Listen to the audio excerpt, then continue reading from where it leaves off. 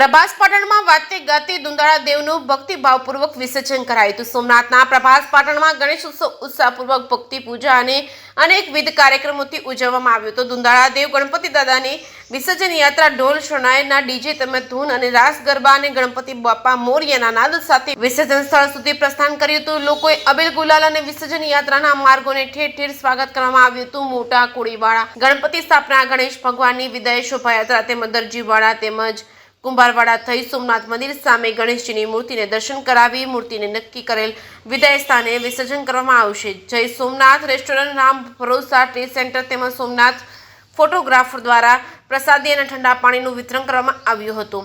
જે કેસી ગુજરાતી સાથે મહેશ વાજા, સોમનાથ। જય સોમનાથ।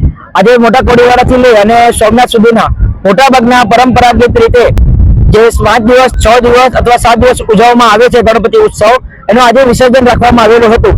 સો મોટા કોડીવાડાથી લઈ અને સોમનાથથી ત્રિવેણી સંગમ અને મહાકાળી માને મંદિરની પછવાડે વિસર્જન કરેલ છે। આજે મિનિમમ 30 થી 40 જેટલા મંડળના ગણપતિ હતા, એનું આજે ત્રિવેણી સંગમ ખાતે વિસર્જન કરવામાં આવેલ છે। આજે પોલીસ સ્ટાફનો પણ સારો બંદોબસ્ત અને સારી વ્યવસ્થા રાખેલી હતી, એમને એટલા બદલ અમે પ્રભાસ પાટણ પોલીસ સ્ટેશનનો આભાર માનીએ છીએ અને ગીર સોમનાથ ટીમનો પણ આભાર માનીએ છીએ।